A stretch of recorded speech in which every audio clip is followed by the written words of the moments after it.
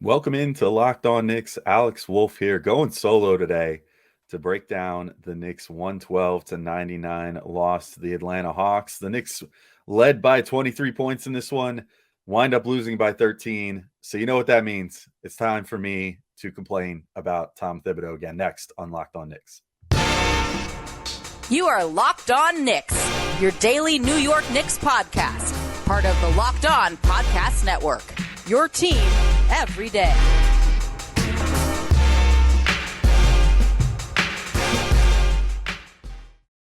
All right, welcome in to Locked On Knicks. Today's episode is brought to you by PrizePicks. First-time users can receive a 100% instant deposit match up to $100 with promo code Locked On. That's PrizePicks.com, promo code Locked On. I am Alex Wolf. I'm editor-in-chief of Knicks site The Strickland, which you can find at thestrick.land. And I want to thank you guys for making Locked On Knicks your first listen today and every day, whether you're checking us out on your favorite podcast platform or taking in the sights and sounds on YouTube. We appreciate you guys making us a part of your daily routine. And as I said in the intro, the Knicks lose this game 112-99. They got out to a 23-point lead on the Atlanta Hawks at home in the first half. Things looked good. The starters were okay. The bench unit was humming. Things were looking awesome. And then the Hawks go on a little mini run to end the half, but it's okay. The Knicks are still out in front by forget what the exact number was because it didn't end up mattering, but about double digits, like 10 points, something like that. It's okay. They can figure it out. They'll right the ship in the second half. And then what happens but a third quarter of doom? The Knicks see that lead evaporate. The Hawks, I think, went on a 14-0 run before the Knicks even got a point in edgewise in the second half. And the Knicks end up losing by 13 in the final score. This comes, I should note, with Trae Young out for about half of this game. And DeJounte Murray basically just being a one-man wrecking crew.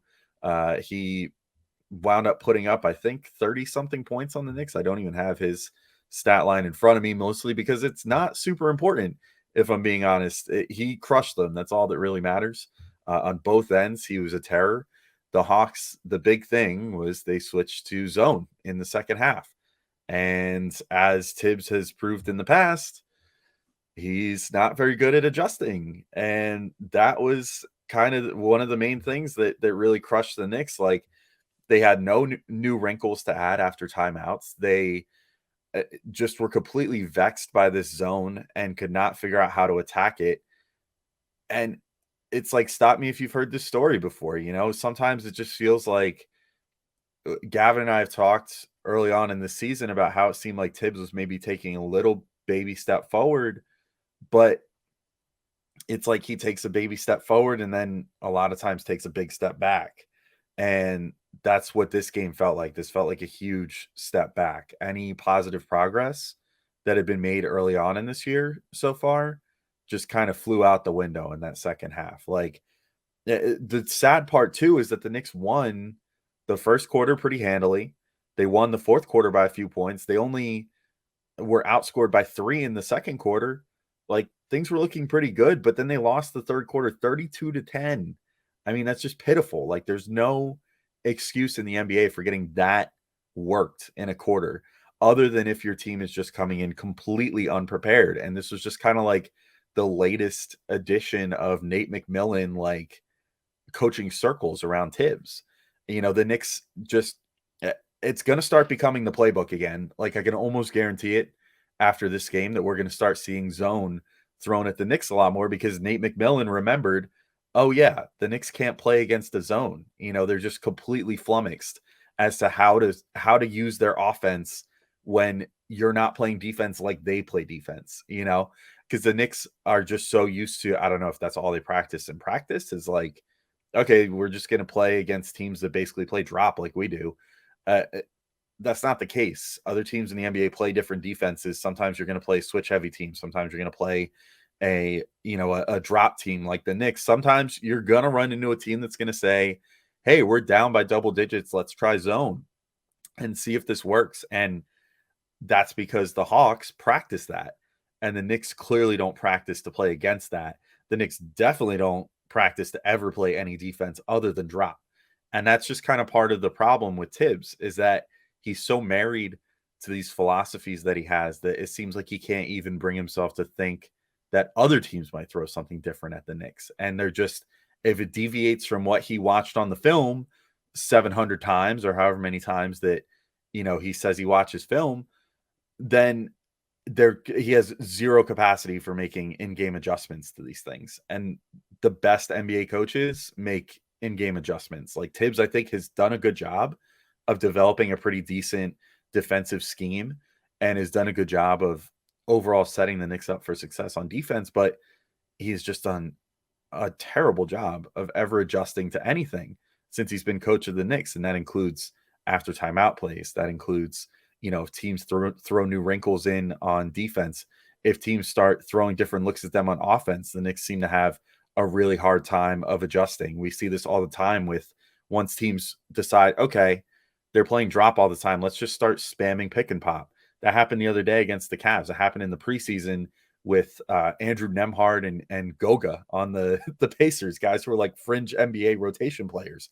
Like, it's so easy sometimes to crack the code of Tibbs, and he has no other solutions for it. Like, he has no way of readjusting what he does. He has no small lineup in his back pocket. He has no, playing switch in his back pocket. There's just nothing there for him to do to change things. So it's super frustrating. It makes it really unenjoyable to watch this team sometimes, where you just know that if some other team is going to throw something different at the Knicks, that they have no answer because they're not prepared.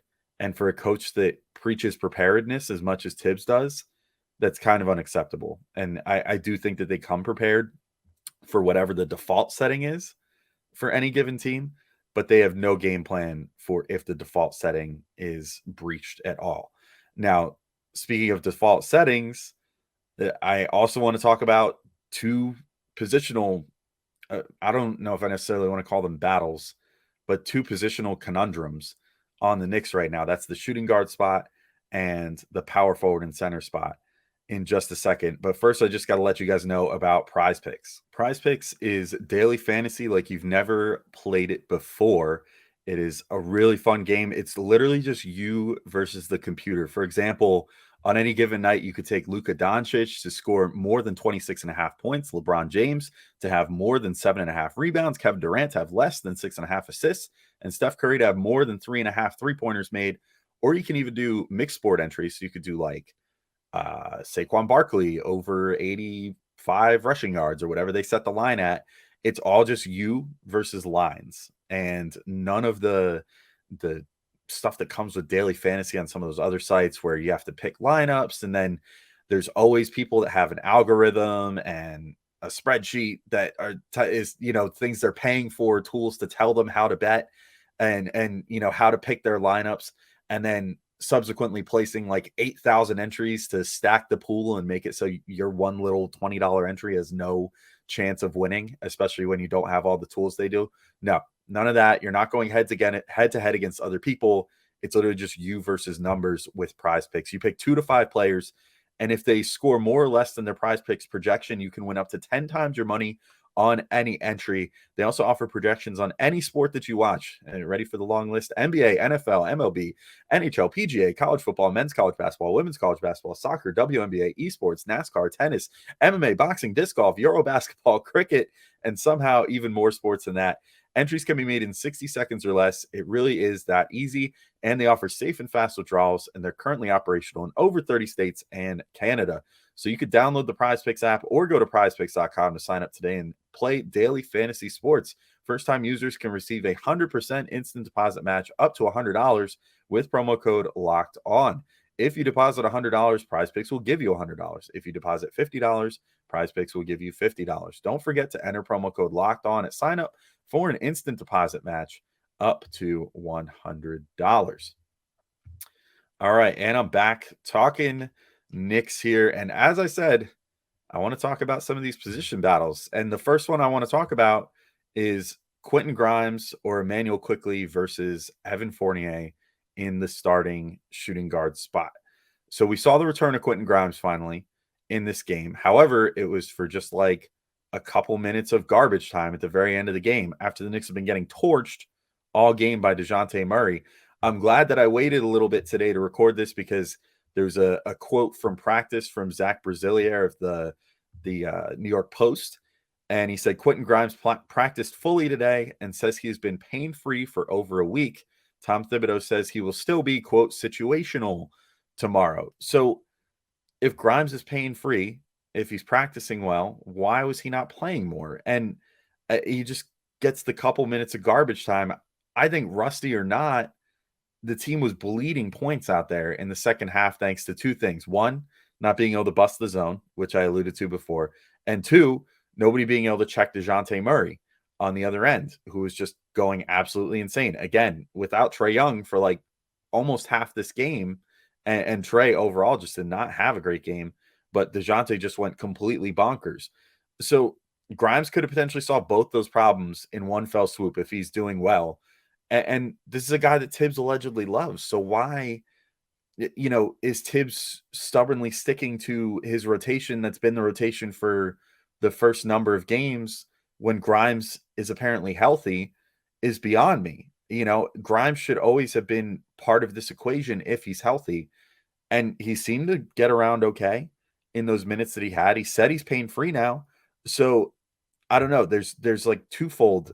There's a twofold thing to this with Grimes for me where I'm a little worried about his health because he's been held out for this long with like plantar fasciitis or whatever they're saying it is, which isn't normally something that afflicts someone of his age. But then, you're also looking at like, why is he not getting minutes then if he's healthy? So like, is he still unhealthy, but he looks fine?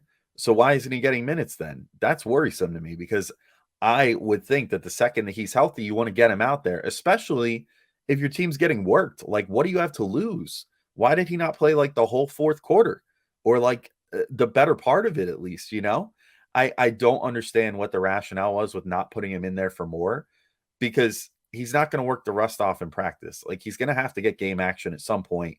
Your team has given up a huge lead. Why not try something different before, 2 minutes left in the game or however much time he managed to actually get? And I don't know. So that's one guy that could solve the problems. The other guy is right on the roster. And granted, he did play a decent amount more minutes than Fournier in this game, and that's Immanuel Quickley. But the minutes distribution was so bizarre that it sort of just was in such a way that Fournier was out there right at the times to lose the Knicks the game, like in the early stages of that third quarter, and was not out there like coming off the bench or whatever, and Quickley came in and then had to play like 18 straight minutes to close the game, which is not an ideal way to ever use a player because you're not going to get their best if you're not staggering them properly and giving them adequate rest in between sessions and whatever. So here's some stats that my buddy Jeff Rasmussen at the Strickland pulled today for the recap. And this is just insane stuff. So the Knicks net rating when Immanuel Quickley plays is a plus 8.7 and a minus 6.9 when he sits. Net rating when Evan Fournier plays is a minus 9.2 and plus 11 when he sits. The Knicks starting lineups net rating is a minus 9.2. The Knicks net rating when Quickley replaces Fournier with the rest of the starters, which has actually gotten an okay look this year, although it's becoming more platooned again lately, is a plus 15.4. The Knicks net rating when Fournier and RJ Barrett are on the court together is a minus 8.7. And the Knicks net rating when Quickley and RJ Barrett on the court together is a plus 25.9. So you've got your most important young piece in RJ Barrett, who you just extended, who's kind of struggling this year, clearly plays better with Quickley on the floor. And honestly, has played really great with the bench unit in general. You have, your guy in Quickley, who is another key young piece that you want to get as many minutes as possible in theory this year, because you need to figure out if you want to extend him next year. Just likewise with Obi Toppin, who I'll talk about in a minute, but the decisions are coming faster than you think on Quickley and Toppin. Like, they're going to have to make the same decision they made with RJ Barrett this past summer with Quickley and Toppin this year, and yet are still kind of jerking their minutes around, not keeping things consistent for them and not giving them a better role. So, like, why is Quickley not in the starting lineup? It would seem to make such a huge difference to throw him in there, get the defensive benefits that come with that at the point of attack, because things can't get too much worse than Brunson and Fournier right now. And like, I'm not saying that Jalen Brunson is an awesome defender either. Like, but that's the problem is Brunson is offering a lot more on offense than Fournier is offering right now. And Fournier is kind of struggling with his shot, but also is struggling on defense. So if both those things are going to be true, you need to take him out because you can't have him struggling on both sides of the ball, especially because his defense is never going to pick up his offense the way that his offense can pick up his defense when it's working. And I guess the other thing with the Fournier starting thing at this point is that some might argue he needs to play because of how much he's paid, right? He's making like roughly 18 million a year, whatever the case may be. A little under 20 million is the total number. And I don't really buy that either. Like, I think that there's still just a fundamental misunderstanding among people as far as like what players get paid now and what good players get paid. I mean, Fournier plays a pretty premium position, which is why he gets paid more than, say, a Mitchell Robinson, who plays center, which is a generally a lower paid position in today's NBA now. But like, uh, Fournier plays on the wing and gets 18 million a year. If he was a legit starting quality wing or like shooting guard, he would probably be making north of 25 million right now. Like, that's just the going rate for like, that is now like the new threshold of you need to play this guy and start him is like 25 million a year. And when you're in the range like what Fournier's in, like 17, 18 million, I don't think that the financial obligation is so severe that you have to say this guy has to be starting, especially like even if there's a better option available, the optics would just be too bad if you sit this guy. I don't really think that should be the case ever, but I can understand it from the perspective of like if the Knicks would try to, at this point, sit like Jalen Brunson or something. Like, no, Brunson's making what a starter should be making, so Brunson should be starting and playing well. If he sits, that's like a means something has gone fundamentally wrong at this point with the Knicks. If Fournier sits, I think you can make a reasonable case that like he's a fairly paid like microwave scorer off the bench. And I think that that should be his role at this point because that's where you put guys that have defensive liabilities that can light it up on offense for you. For example, a former Knick plays for the Mavericks now. Tim Hardaway Jr. makes basically exactly what Fournier makes. It might almost be to the dollar that they make on their contracts. Like they're so similar and how much they make. Hardaway hasn't started a single game this year. He's scoring like 13 points off the bench. And in general, he's been very good for the Mavericks since he went there. And he's mostly been playing that role where he plays, 25 to 30 minutes a game, depending on the game script or whatever. But like the coach isn't afraid to take him out if he's not doing well on defense or if he's just not doing well on offense, his role can be fluid. He's not like guaranteed a certain number of minutes.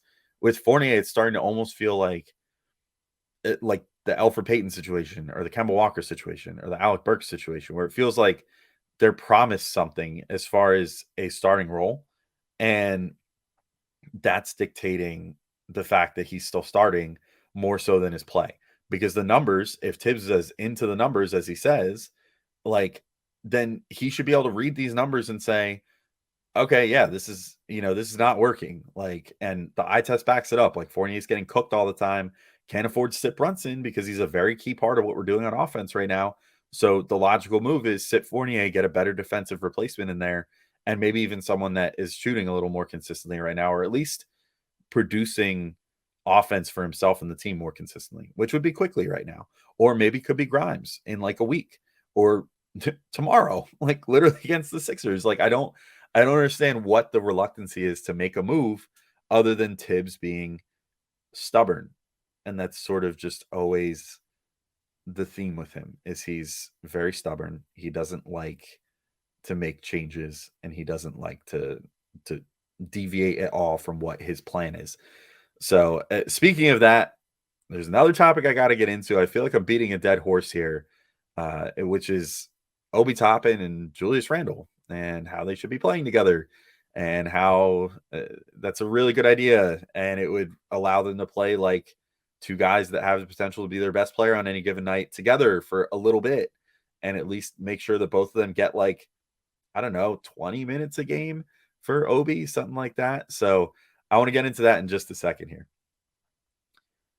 All right, so I'm back for the final segment, and as I teased, Obi and Randle again. The false competition that has been created by Tibbs via the fact that he is not willing to just play these two guys together at all for even a few minutes a game, which would seem like a really easy thing to do. So Obi in this game against the Hawks played 18 and a half minutes. He had 12 points, but he was absolutely cooking in the first half. He scored 10 points in like 7.5 minutes, but 7.5 was all he got. And he did manage to get a few more minutes in the second half, but didn't really get them at an opportune time. And it was a little colder in the second half. And it was mostly because of that scheme that the Hawks threw out there of playing zone and the Knicks not running as much. The Knicks falling into their bad habits of playing in the half court more and not really looking to get out and run as much, which is where Obi obviously thrives. Which brings me to Julius Randle, who played 29 and a half minutes, had 14.6 boards. He also went cold in the second half and was not shooting well, was not playing as well due to the style of play that the Knicks were playing. So here's the facts. Here's what's happening in this game. The Hawks are destroying you with a zone. They're pretty much crushing you on the boards all game when Mitch isn't in the game. Like Hartenstein had a terrible game on the boards in this one, to my eye, at least like technique wise. And the fact that Onyeka Okongwu was just like owning him on the glass, like the entire second half, especially. It just was not good. So why would you not in this game try out Randle and Obi for like, even give it a trial run, throw them out there for like a minute or two and see how they do? Because if you can bust up that zone coverage by running the floor, like you can't set up in a zone if you're just getting run on. So at least then the Knicks can get some points that way while they try to work out like, okay, how do we beat this zone now? But then if you start playing, a little bit more of a style that's conducive to beating a zone, like working around the perimeter, trying to find the holes in that zone rather than letting guys rotate to you freely the way that they were when the Knicks were setting up in their half court offense, then you can potentially add a wrinkle that throws them off their game a little instead of you just being thrown off yours. It would have been a perfect time to try it, but Tibbs refuses to. And I think this all comes back to bring this like full circle again to what I was talking about in the first segment, which is Tibbs doesn't game plan for irregularities. He only game plans for his perfect idea of what a game should look like. And that's the biggest problem when you watch games like this is you're like, yeah, but every other team in the league has a different look they can throw at you for a minute. Like you look at the most successful teams, I'll use the most successful team as the example here, but like the Warriors were throwing like Andrew Wiggins out there as like the power forward center ostensibly. If you look at what the lineups were last year at certain points, and it would work because suddenly you challenge this guy who's more of a wing to like, okay, now go out there and get more rebounds and make this work. Like, and he does it. And there were certain times in this game where Immanuel Quickley was like the best rebounder on the floor for the Knicks. So if Immanuel Quickley's gathering a lot of your rebounds anyway, it's 16, by the way, it's just like an obscene number for him. But if he's gathering a lot of your rebounds anyway and finding the ways to gather those, why not throw Obi and Randle out there? And you're clearly not losing much with Hartenstein anyway, because he's not really getting that many rebounds. So like, I don't know. It doesn't make any sense to me. I even pulled a couple stats here that I think are kind of interesting and paint like a picture of just how worthy of a risk this is of taking. So we know obviously Mitch is an absolute beast on the offensive glass. He's pretty darn good on the defensive glass too. We've talked about his box outs before and stuff like that. So Mitch comes in at 50% on contested defensive rebounds, which is right around the tops with the rest of the like starting caliber centers out there in the NBA. The guys getting higher minutes at the center position. He gets 50% of but a contested rebound is one where you're like actively fighting with someone else for it. He gets 50%, and that's on defensive rebounds, I should say. Not even just his offensive number is insane. It's like 60 something percent, or maybe even more than that. I forget, but that's just on defensive boards. He gets 50% of the contested ones where he's got to work for it, right? Hartenstein gets 36% of those. So 14% dip in how often Hartenstein gets a contested defensive rebound. Then you look at Obi and Randle, Obi Toppin, Julius Randle, And they're at 22% on contested defensive rebounds. So it's a 14% drop each time, right? So 14% from Mitch to Hartenstein, 14% from Hartenstein to Obi and Randle. But Hartenstein is, he had one nice moment in this game with a really nice outlet pass to Obi, but that's like his utility in transition. Meanwhile, we've seen Obi and Randle are both like getting out and going on, in transition this year. And they're getting out and trying to start something on offense. If you can practice those looks and set up a scenario where you say, look, if you guys are playing together, you're going to have to box out a little more. Like that's one of the only things I did look up the box out numbers. Like Hartenstein is way up there in box outs this year. He's right up there with Mitch. He and Mitch are like in the top like 10 in the league in that. So Hartenstein, you're going to have to replace those box outs so that those rebounding opportunities become available to an Immanuel Quickley, to your fellow guy. If you're Randle and you're boxing out, you're hoping Obi can grab it and go. If you're Obi and you're boxing out, you're hoping Randle can grab it and go, or vice versa. And then you can subsequently get going in transition as well. But like, you're going to have to train them to box out more and be prepared for that. But as long as you can do that, and if they continue with their same contested defensive rebound percentage,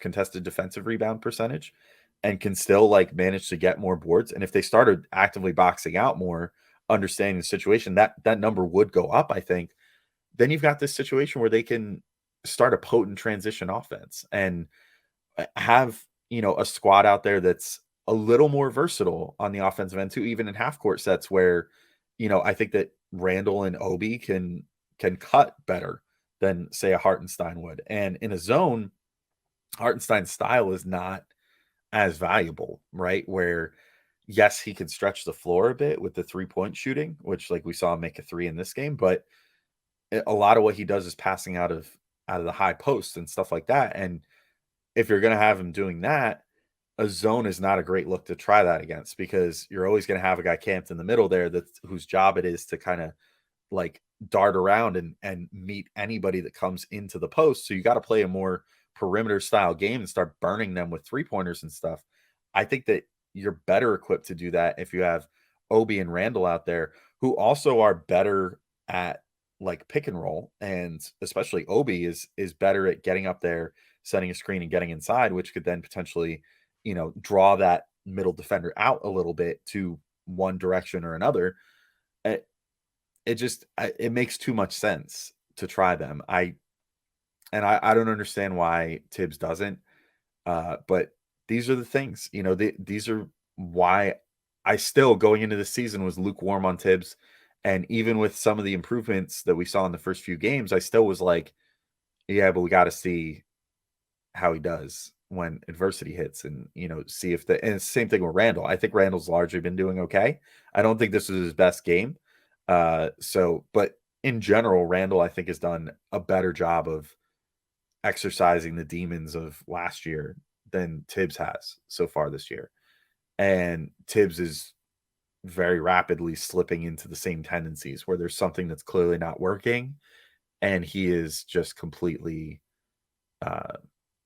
unwilling to try to solve it.